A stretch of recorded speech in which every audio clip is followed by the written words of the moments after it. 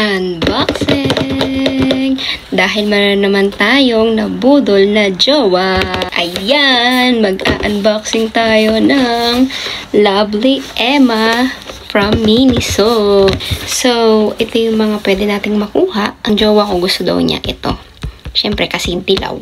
Kaya yan ang gusto niya. So, unbox na natin. Sino kaya makukuha natin dito?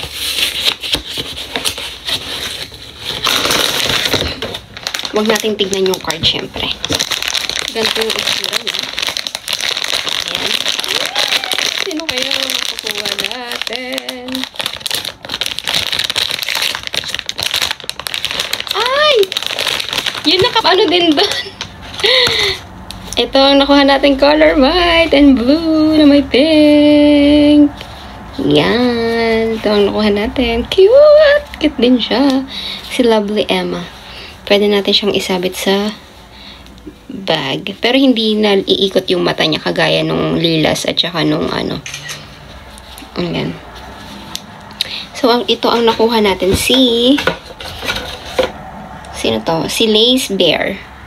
Si Lace Bear siya. Yan. Ang tenga niya ganyan. May heart. Tapos meron siyang card.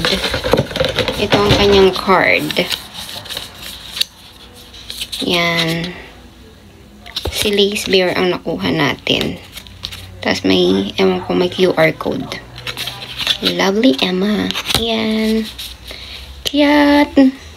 Ayos natin yung tenga niya. So, ito yung nakuha natin. Cutie!